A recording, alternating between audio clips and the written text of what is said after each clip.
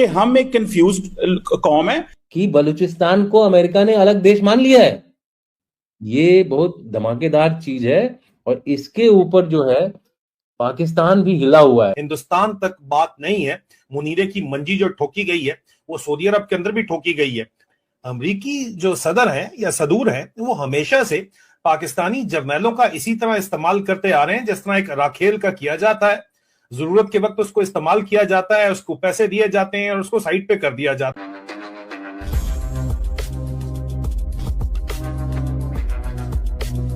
कि बलूचिस्तान को अमेरिका ने अलग देश मान लिया है, पश्तूनिस्तान को अलग देश मान लिया है।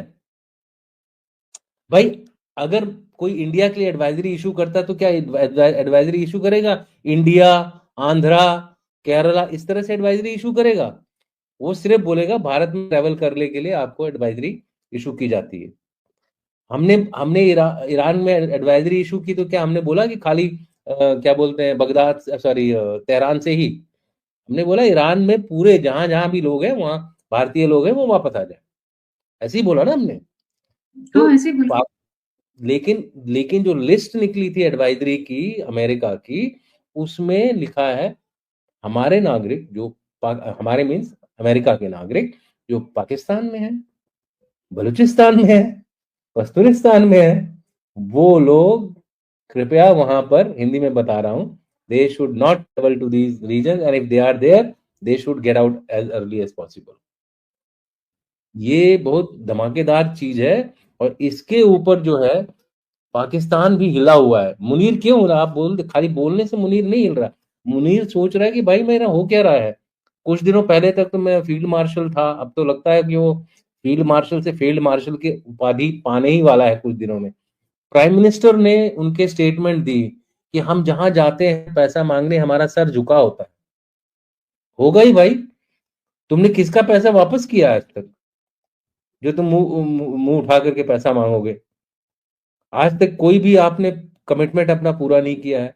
29-30-31 बार तो आप IMF से ले चुके हैं, कई बार आप अमेरिका से ले चुके हैं, 30 बिलियन आप चाइना से ले चुके हैं, सऊदी अरेबिया तो बेचारा गिनती नहीं करता है। अजीजा नमन, अमेरिका और भारत का जो स्ट्रेटेजिक ट्रेड डील हुई है उसके बाद एक बात तो वाजे हो गई है कि अमेरिकी सदर ट्रंप ने पाकिस्तान के इस वक्त जो डी फैक्टो रूलर है, काबिज है पाकिस्तान के ऊपर, जो कब्जा माफिया है, उसके हेड को आसिम मुनीर को, जिसने अपने आप को फील्ड मार्शल प्रमोट किया और उसका इस्तेमाल किया, उस तरह गुब्बारे की तरह इस्तेमाल किया और गुब्बारे का इस्तेमाल करके उसको फाड़ दिया जाता है। मुहज्जब लफ्ज इस्तेमाल करने के लिए गुब्बारा कह रहा हूं, नहीं तो एक और भी गुब्बारा होता है जिसकी तरह इस्तेमाल किया जाता है और उसके बाद उसको फेंक दिया जाता है।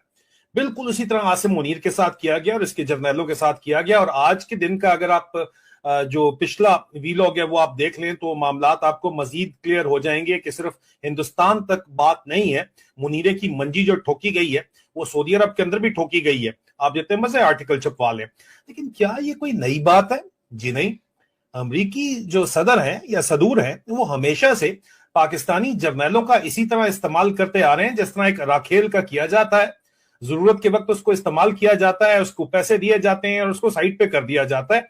फर्क सिर्फ इतना है कि अब की बार अमरीकी सदर ने राखेल की तरह इस्तेमाल करने के बाद पाकिस्तान के मिलिट्री डिक्टेटर को पैसा कोई नहीं दिया।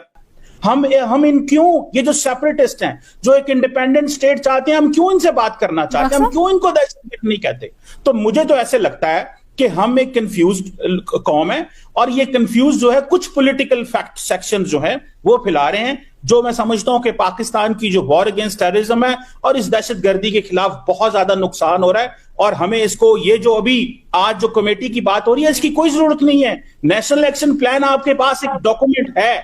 इस डॉक्यूमेंट के बाद क्या चाहिए? मैं समझता हूं कि हुकूमत जो है वो, या मोहसिन नकवी जो बात हुई, मुझे तो वो भी बेबस नजर आ रहे हैं इस सेंस में कि सारा कुछ होने के बावजूद फिर भी पॉलिटिकल कंसेंसस चाहिए इस मुल्क के अंदर। मैं समझता हूं कि अकाउंटेबल ठहराएं उन लोगों को जो रियासत की इस एफर्ट्स को दहशतगर्दों की एलिमिनेट करने में रुकावट हैं, उनको अकाउंटेबल ठहराएं। क्योंकि पुलिस वाला और फौजी और जवान जो है वो शहादतें दे रहा है। ये हम हैं, ये पॉलिटिकल क्लास है जो पार्लियामेंट में कंसेंसस पैदा नहीं कर पा रही। वो जो फौजी बॉर्डर पे खड़ा है, जो TTP से लड़ रहा है, जिसने BLA के खिलाफ शहादत दी है, वो सवाल का जवाब चाहता है तो मेरा ख्याल है उस सवाल का जवाब उसको मिलना चाहिए। और इनकी हालात ये हैं कि पल्ले नहीं तेला और कर दी मेला मेला। ये जाके कभी रेयर अर्थ एलिमेंट लेके उनके सामने फिर रहे हैं। हालांकि रेयर अर्थ एलिमेंट की जो कॉन्फ्रेंस हो रही है अमेरिका में, उसमें पाकिस्तान को इनवाइट ही सिरे से नहीं किया गया। हिंदुस्तान जा रहा है, उनके एक्सटर्नल अफेयर मिनिस्टर जयशंकर जा रहे हैं और वो मुलाकात भी करेंगे वहां पे जाके मार्को रूबियो वगैरह से। लेकिन बात यह है कि ये फाइनल है चीज कि पाकिस्तान का इस्तेमाल करके सदर ट्रंप ने जहाजों की तादाद राफेल की बढ़ा के, फेवरेट फील्ड मार्शल बोल के, हिंदुस्तान के ऊपर भुकवा के एक पेट डॉग का रोल जो होता है, अटैक डॉग का इस्तेमाल जो है वो पाकिस्तान के डिक्टेटर का किया। और उसका इस्तेमाल करने के बाद जब काम निकल गया तो वही हुआ जो हमेशा से होता चला है। हाल बत्ता अब की बार डॉलर नहीं मिले। वही बयानिया नशर किया जा रहा था जो कि भारत से किया जा रहा था। और फिर आपने देखा जब इसराइल और ईरान के दरमियान कशीदगी हुई तो उसमें भी भारत ने खुलकर वहां के सोशल मीडिया और मीडिया कमेंटेटर्स ने इसराइल का साथ दिया।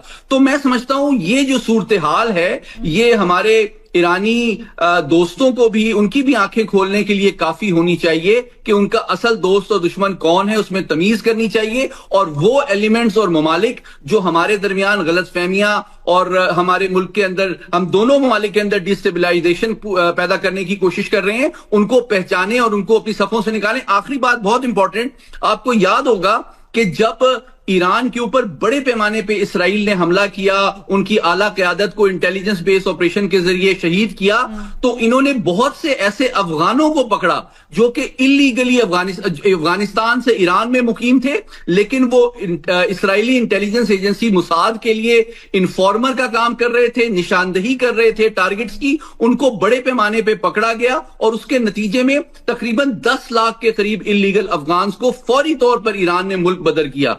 तो मैं ये समझता हूं कि ये बात, और फिर भारत की पुष्पनाई BLF को या अफगान तालिबान की या इसराइल की, मैं समझता हूं एक अपॉर्चुनिटी प्रोवाइड करती है इस खित्ते में अपने दोस्त और दुश्मन को समझने, पहचानने और उसका मुकाबला करने के लिए। अब डॉलर के लिए इसराइल फौज भेजना चाह रहे थे, लेकिन फौज के अंदर से जो बगावत का शोर है जो पल्स रिपोर्ट के अंदर आया, तो इन्होंने क्या किया कि इन्होंने बलूचिस्तान के अंदर सिचुएशन जो है वो क्रिएट होने दी, उसका सदेबाब वक्त से नहीं किया और उसका इल्जाम इन्होंने डाला भारत के ऊपर और अफगानिस्तान के ऊपर। लेकिन अगले ही दिन जाके जो है वो रोला पड़ गया। और रेयर अर्थ एलिमेंट असल में तो जो है वो हिंदुस्तान की अपनी जो रिपोर्ट है वो भी मौजूद है, जो हिंदुस्तान ने इस तरह डब्बा नहीं दिया जिस तरह आसिम मुनीर ने व्हाइट हाउस के अंदर जाके डब्बा दिया था। हिंदुस्तान ने उनको डब्बा नहीं दिया अमेरिका को। हमारी इत्तलात के मुताबिक हिंदुस्तान ने जो है वो अपनी रिसर्च रिपोर्ट दी है अमेरिका को, जिसकी वजह से उनको बुलाया जा रहा है। और रिसर्च रिपोर्ट में उन्होंने उनको बताया है कि जनाब हिंदुस्तान के अंदर जो है वो मोनाजाइट डिपॉजिट्स हैं। इंडिया के पास 13.15 मिलियन टन्स के मोनाजाइट हैं, जो estimated 7.23 million tonnes of rare earth oxides हैं, ये वहां पे पाए जाते हैं। और उसकी एक्सप्लोरेशन रिपोर्ट के ऊपर जो है जियोलॉजिकल सर्वे ऑफ इंडिया ने एक पूरी रिपोर्ट प्रेजेंट की वहां पे, और बात ये बताई कि तकरीबन 60 से 80% वैल्यू जो है, 80 to 90% वैल्यू जो है उसकी 2022 से 2025 तक पूरी दुनिया की जो लोकल वैल्यू है वो इनके पास मौजूद है। और कंजम्पशन उन्होंने बताया कि रेयर अर्थ परमानेंट मैग्नेट्स की एक्सपेक्टेड है 2030 तक डबल होने में, और उसमें इंडिया चाइना का मुकाबला कर सकता है उनके साथ मिलके। लेकिन अब यहाँ पे कहानी ये डिटेल रिपोर्ट में मकसद बताने का नहीं है, मकसद ये कि ये तरीका होता है काम करने का। जय हिंद दोस्तों, नमस्ते। निक स्पेशल की रिएक्शन वीडियो में आप सभी का स्वागत है। दोस्तों, जैसा कि आपने वीडियो में देखा, दोस्तों पाकिस्तान के साथ खेल हो गया और उसके साथ कोई ना कोई खेल कर ही देता है। अब पाकिस्तान के साथ उसके ही अमेरिका उसका बाप बनता था दोस्तों, उसने ही खेल कर दिया। अमेरिका सिर्फ यूज कर रहा है, इनको ये लग रहा है, क्योंकि दोस्तों अमेरिका ने बलूचिस्तान को एक अलग से देश कह दिया है। अब उसे देश कहने पर दोस्तों इन पाकिस्तानियों के सीने पर सांप लौट रहे हैं कि बलूचिस्तान को एक अलग देश कैसे कह दिया, क्योंकि बलूचिस्तान को तो ये अपना मानते हैं पाकिस्तानी, लेकिन बलूचिस्तान वाले पाकिस्तान को कुछ मानते ही नहीं है। अब दोस्तों बलूचिस्तान को एक देश कहने से दोस्तों इन पाकिस्तानियों के सीने पर सांप लौट रहे हैं, अपनी मीडिया में चीख पुकार कर रहे हैं। बहुत बुरी तरह से इनको मिर्ची लगी हुई है दोस्तों। उसी बात पर ये वीडियो आपने देखी है दोस्तों, ये इस वीडियो में इसी तरह से ये अपनी मीडिया पर चीख रहे हैं। दोस्तों, अगर आपको हमारी वीडियो पसंद आई तो प्लीज़ लाइक करें, सब्सक्राइब करें, शेयर करें और कमेंट में ज़रूर बताएं कि आपको वीडियो कैसी लगी है। तो मुलाकात होगी आपसे अगली वीडियो में, तब तक के लिए जय हिंद।